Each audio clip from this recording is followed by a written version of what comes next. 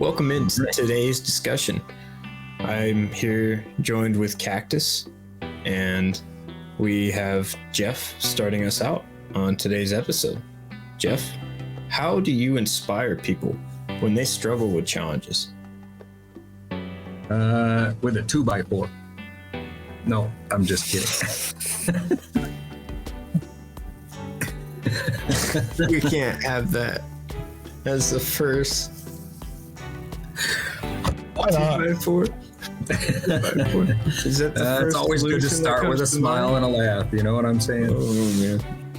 The way I try to inspire people, I'll give you an example of something that happened to me about a month ago. I had the neighbors, young boys, and their friend helping me do cleanup work in the chicken coop.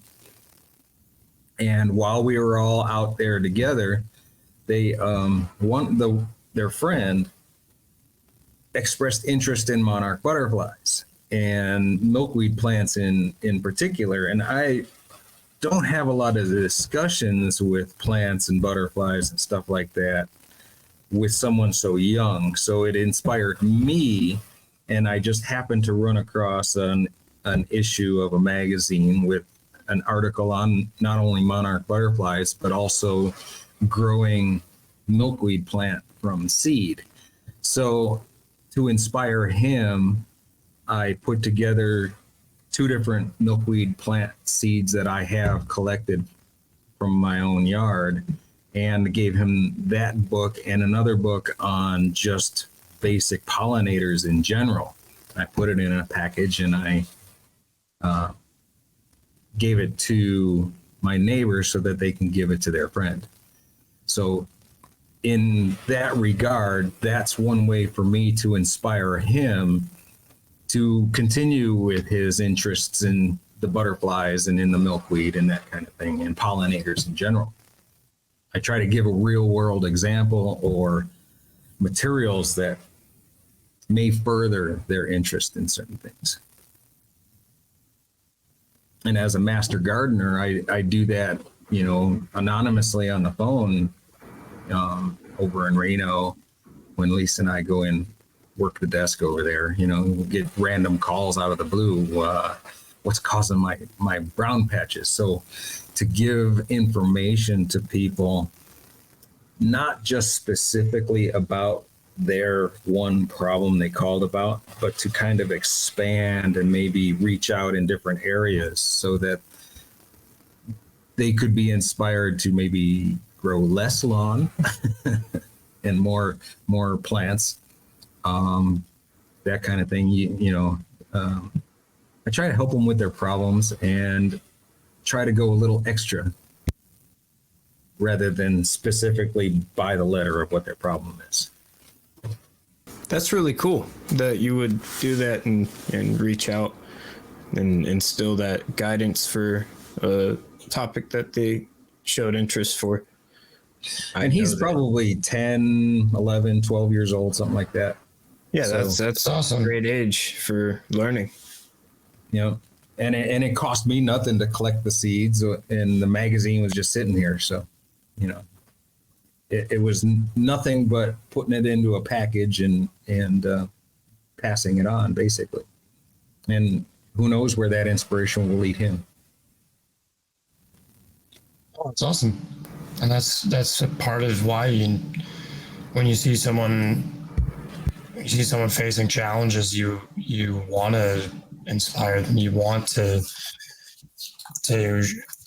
alleviate some of the struggles perhaps that you went through in finding that knowledge. There's a lot of fulfillment to be found in passing on valuable knowledge from one person who is passionate and had to seek out that knowledge onto someone who is passionate and is seeking knowledge themselves.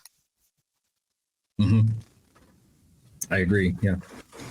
I love how that ties the, no offense, but, older generation, instilling youth with that knowledge. You have experienced gardening and having an understanding of what that's provided to you in life and knowing that that's a positive to instill. You've tested it, you've lived it. So having that information come from someone like you really is inspiration, at its finest. Even if that's just passing on information that's quality, the fact that you took that time to instill that kindness may inspire them to return with, putting in effort towards that. Mm-hmm. And even if he just plants those seeds where he's living now and then has to move, he could always take the seeds from those plants with him to his next place and eventually maybe inspire someone else. That's a beautiful way of looking at it, though, Jeff. Thank you for sharing that. Mm-hmm. And I don't always have the right answers for people when they're looking for them, but if in that example, I had just what he was looking for, and just from I don't know, it was probably maybe a 5-minute discussion we had out in the backyard while they were cleaning the chicken coop and goofing around like boys will, slinging poop at each other, you know what I mean? But if that little spark could lead somewhere, he could be one of the major researchers and monarchs in the future. You never know. So yeah, no, that's awesome. Yeah, I think that puts us in the perfect position to move into Cactus answering the question, how do you inspire people when they struggle with challenges? Very curious to see what you say. This is an interesting one for me. Jeff's 2x4 method is a go-to. However, when the 2x4 fails, which is more often than not, surprisingly, it's actually not that inspirational. When the 2x4 fails, I like to resort to wow, it's hard to put into words because for a long time, I didn't really see what I did as an inspiration to other people. But later on in my life, I found out the value of just transferring information and just teaching people when they want to be taught. I really do value seeking out information in people who seek to educate themselves and to empower themselves with knowledge. I've never in my life been in a situation where learning something has really detrimented me. I mean, personal truths, dramas, friendship type of stuff, yes. But in terms of like hard facts, I've never been upset by E=mc². I've never been upset by the escape velocity of the Earth. And hard facts are hard facts. And they don't really deal in emotions. They don't really deal in subjectivity. And there's a lot of value in that. So to tie what I just said back to today's question, what I do to inspire people when they're struggling with challenges, I first try and understand what their challenge is, because what I view as the challenge in a situation will differ vastly from what they are experiencing and what their actual struggle is. So I first need to identify with their situation and understand.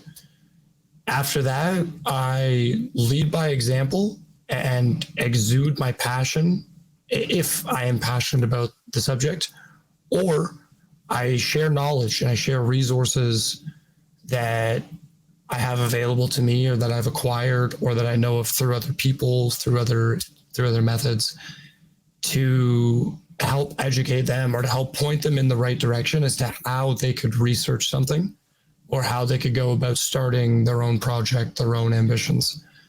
I like to just generally advise people, honestly, give people a sense of direction and absorb what their situation is, kind of regurgitate that information back to them in a way that makes sense and helps them identify with their situation as well. Yeah, I like that. He stated that pretty well, actually. Yeah, I gotta agree. I like that. Thank you. I definitely think music and philosophy are both like ways to passively involve yourself in other people's lives. Like you can share music with someone and maybe they'll pick it up, check it out a few weeks down the road, a few hours. Philosophy, same kind of thing. You can tell someone a quote from something or share something along. You could say faith, religion, same thing, where you're advising or you're just teaching principles of what you know and to better approach a situation or help that person better approach where you're coming from. So alleviating unknowns, I think, is the best way to inspire, or like one of the best ways I've found I inspire people is to try to provide a solutionary thought. Like, you know, if that's not a positive place, you know, you have to take yourself elsewhere to find that. Like, it may take effort to find, but you got to believe at some level that there's a possibility to find. Like, you know, or at least have a goal to establish something that you can be comfortable with. You shouldn't have to settle for something that you feel uninspired by. There's no barrier for inspiration. Why should there be? So if that's truly how we feel, we should approach it with the idea of teamwork and having harmony, collaborative effort. And that's why I think music's a good example. You know, it ultimately takes skill to coordinate together with a band and to have all those moving parts.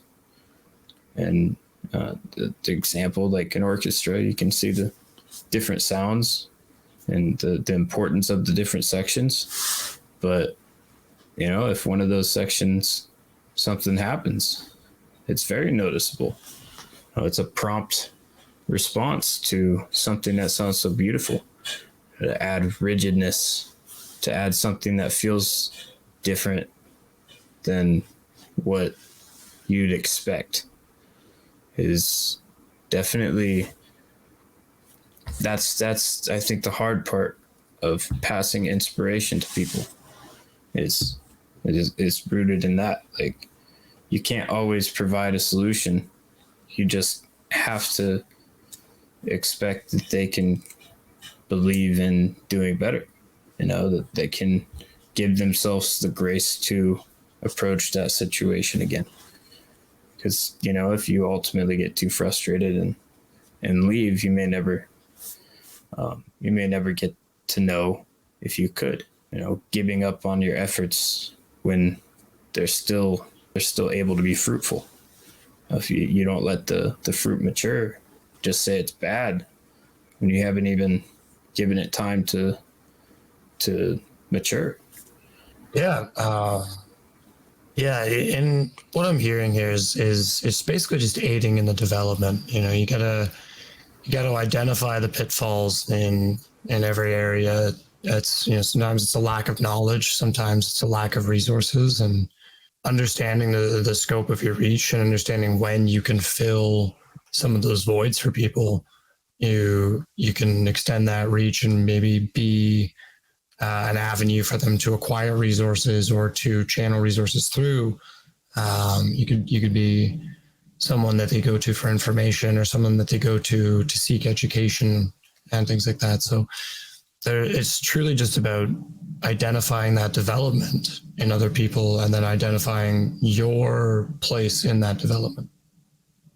Yeah, development's a good way of phrasing it. It is very much development that you're trying to inspire change. You know, like, you got to go to the root to really effectively pluck a weed, so to speak. So if you inspire them to, much like we were speaking on the previous topic, reflect, then they're able to possibly see a better approach that they can harbor more expressive thoughts with.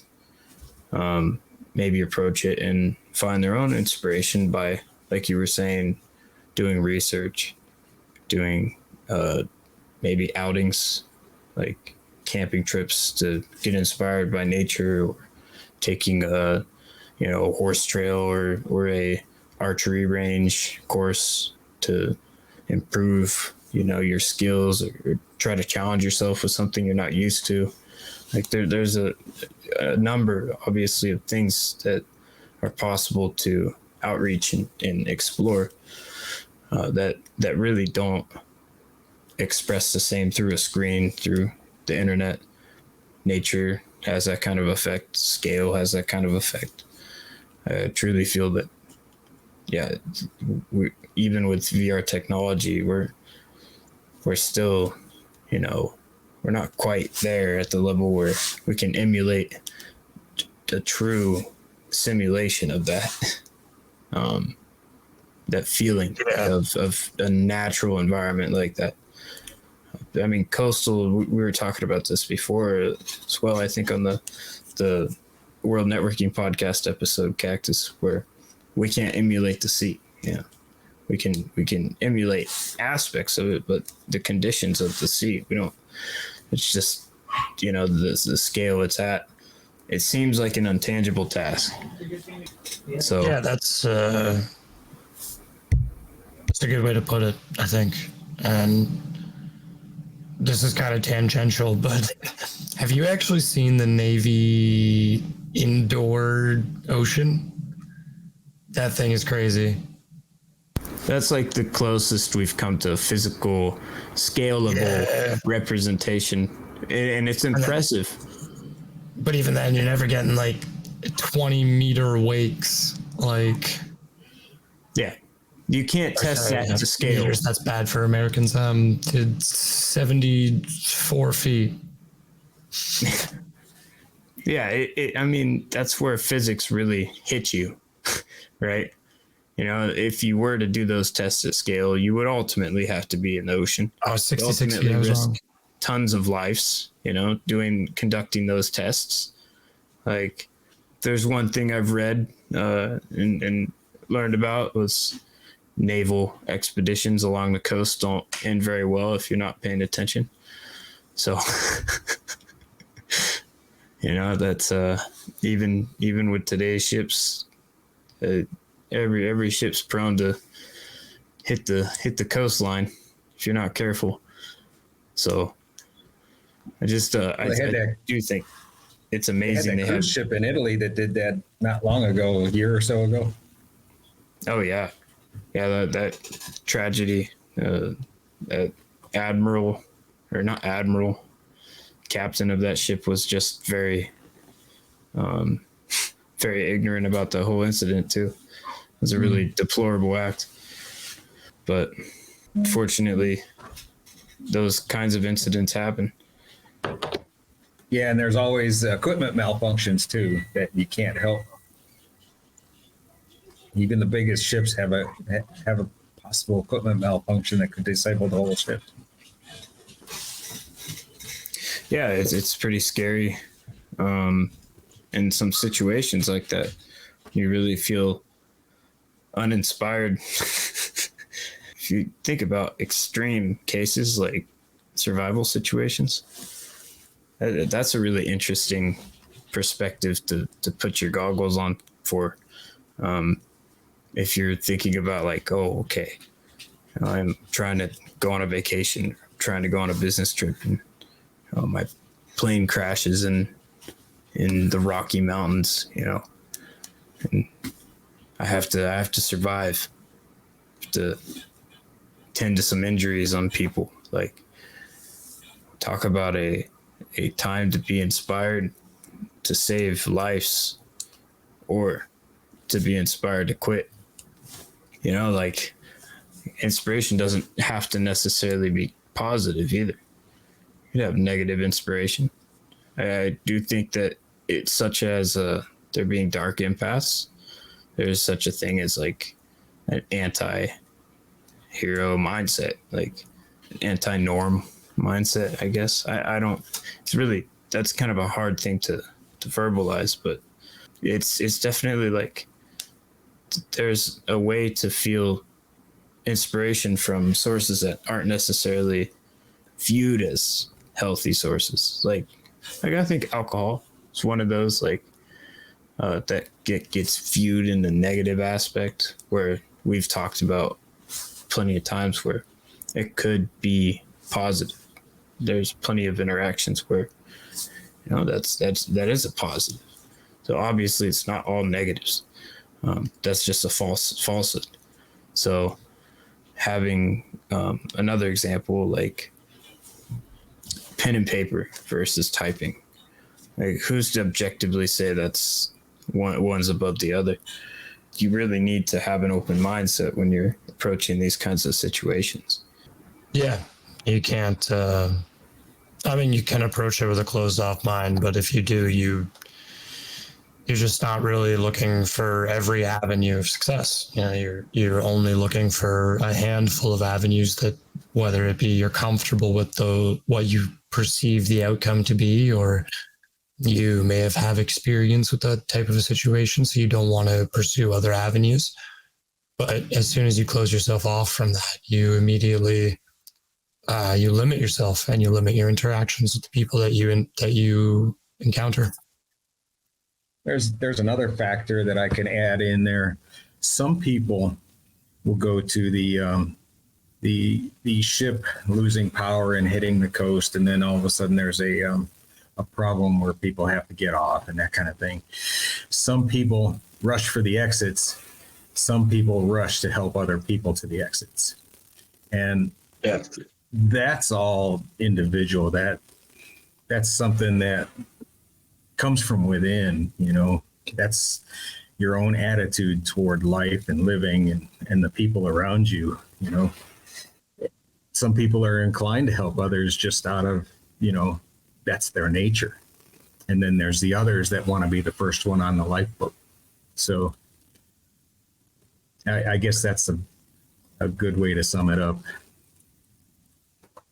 Yeah, there's the artificial idea of self-importance that gives people that sense of, you know, it's their survival instinct above all else.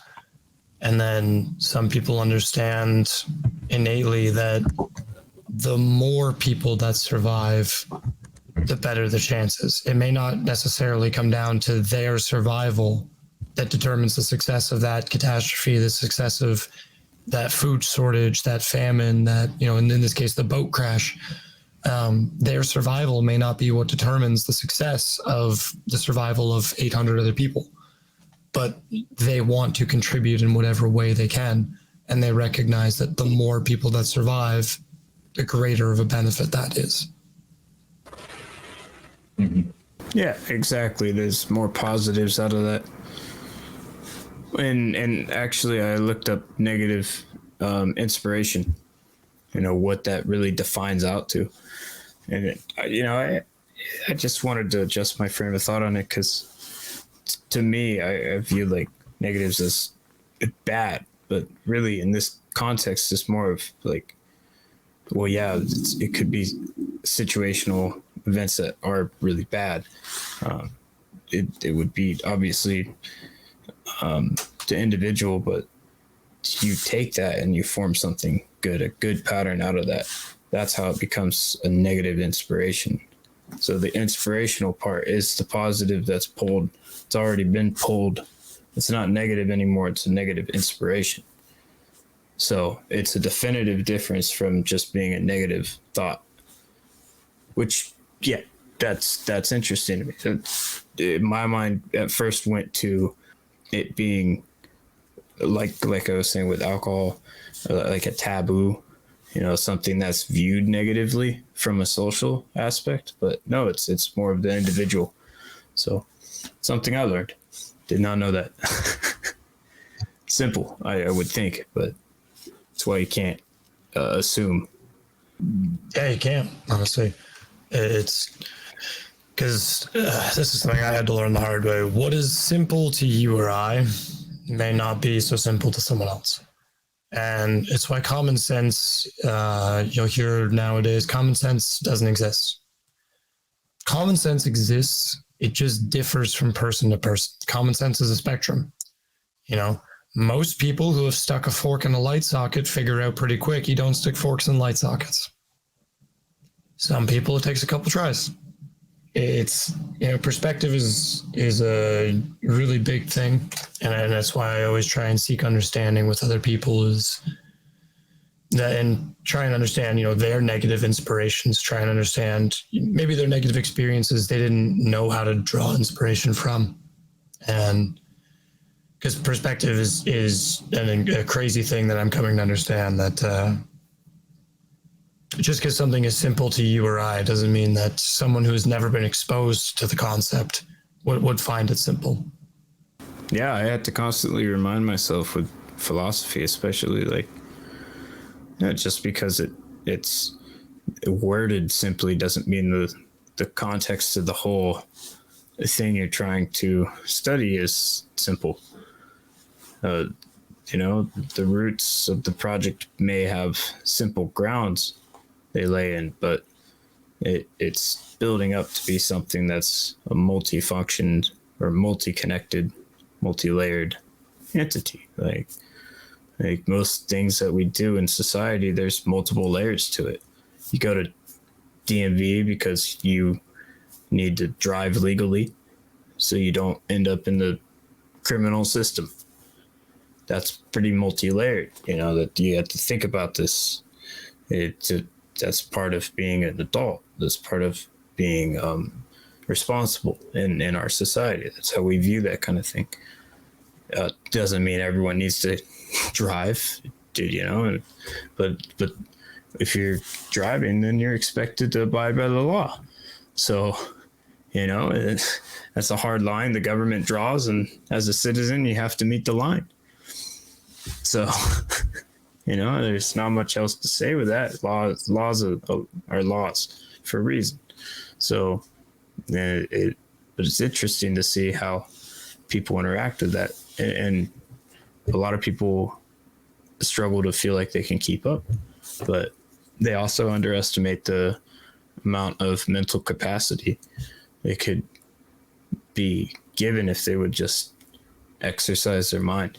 They would take the time to do thought analysis and slow down and listen, even just listen to a book.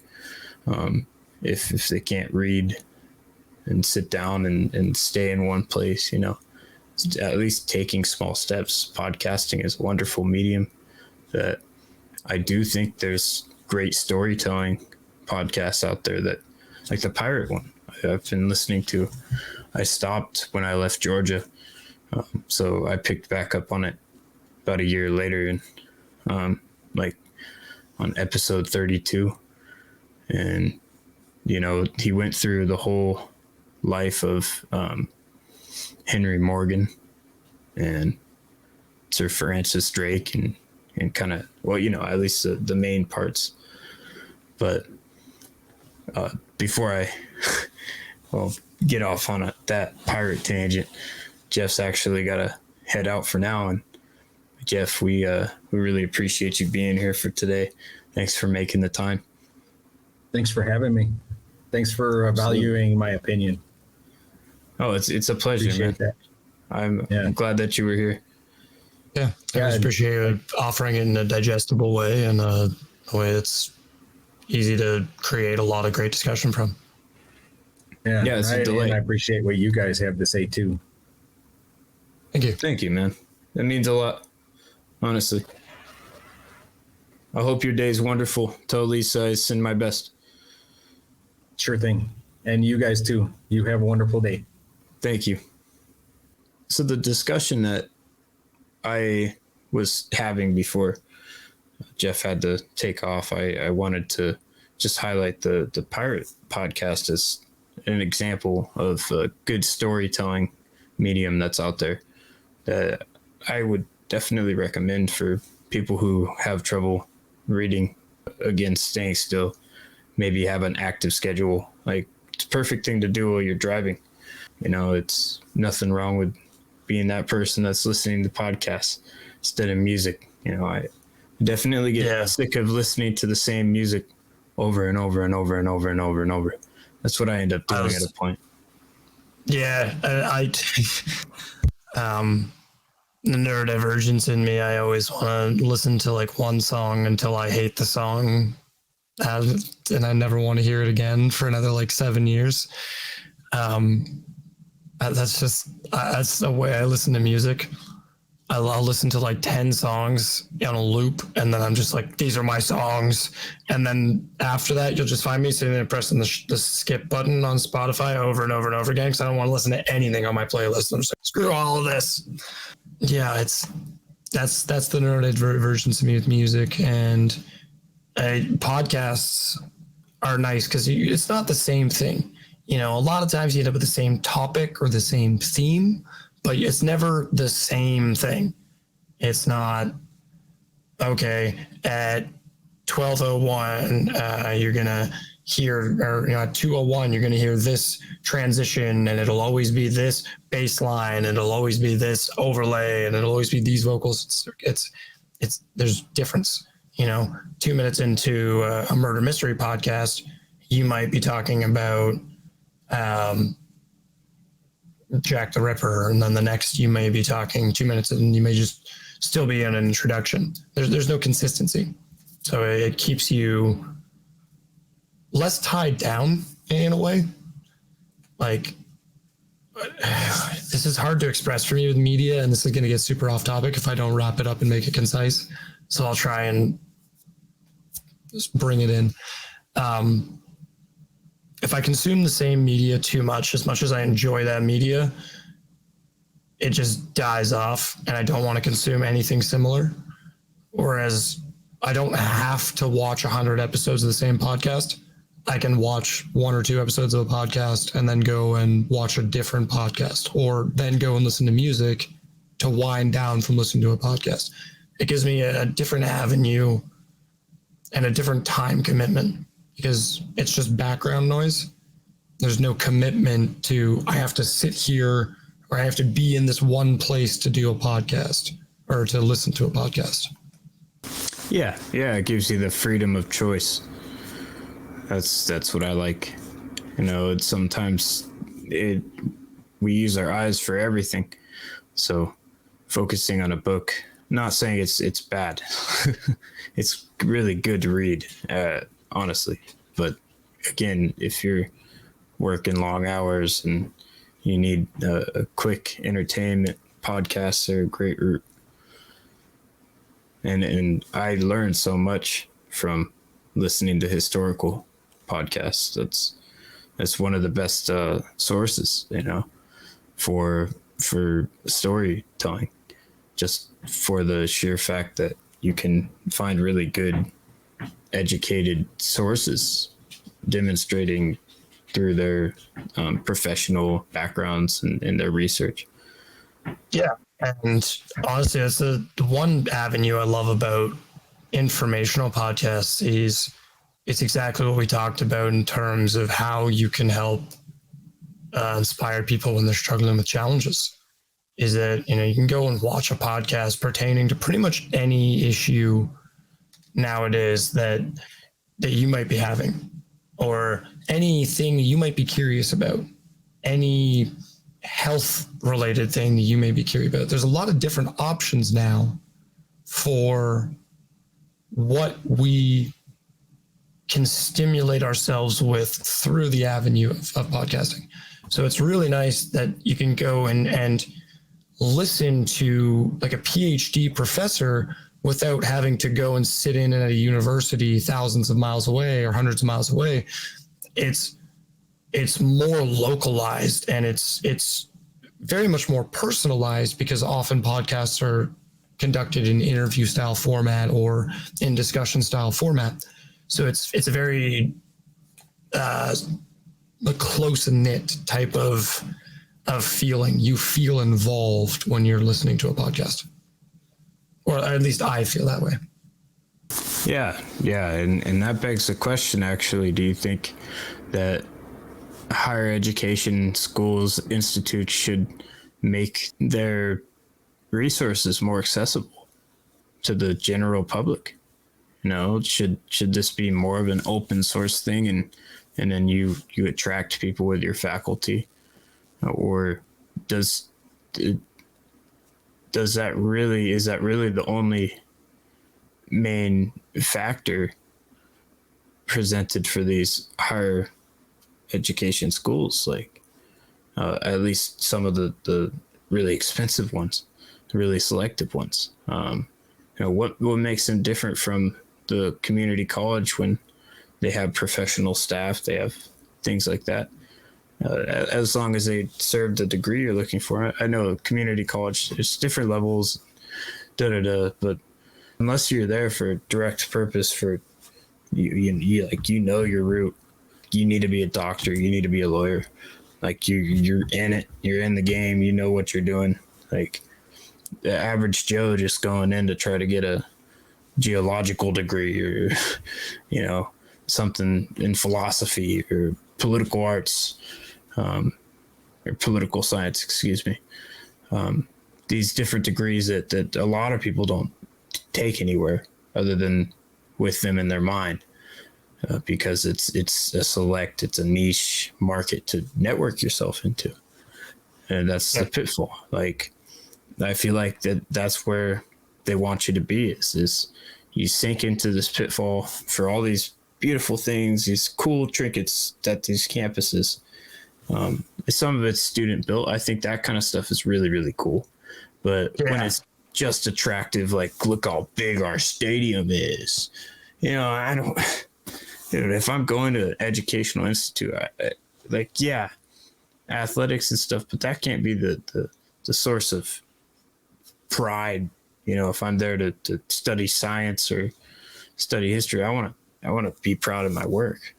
I don't want to necessarily focus on those exterior things. If I was to put thousands and thousands of dollars in that kind of education, like, man, it's a big investment. No wonder people get out of those institutes and they feel nervous with all the debt, you know? No, exactly. It's hard to, you know, take a degree and then be constantly stressing about, you know, how much value my degree holds after the fact, and how much necessity there is for this degree, and how much is the degree costing, and things like that. It's certainly a deterrent for people in our generation as to how valuable a degree is, essentially.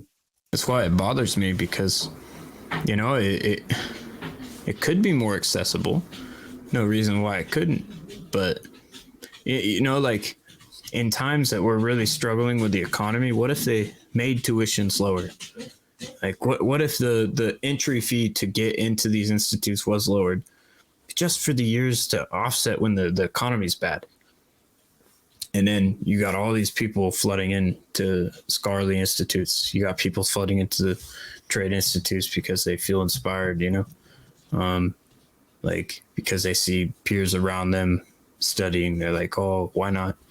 You know, if you just get people, build a catalyst for people to want to try, put in the effort, then they're going to find the solution that works best for them if they feel inspired to keep looking, or to develop one. You know, making social developments that are positive is great. That's something we all should want. That's in our best interest to improve society that we live in. Definitely, you know, and it's imperative that we do so, because, again, as stated before, it's a lot of practices I just personally don't feel are sustainable, that we do in a social environment, and in the mass scale, at least, where it's got to come from somewhere, and you gotta make sure your chain is sustainable, or else it's gonna disintegrate. Yeah, no, that's fair. Sustainability is certainly an aspect we need to consider. However, for the sake of not beating a dead horse, I feel as though we could probably wrap up there. Said a lot on the point today, and we had a good discussion regarding everything that was presented. Well, thank you guys for joining us for this discussion today. This was great, and we honestly hope that you join us for another intellectual adventure down the road. Thanks again. Bye for now.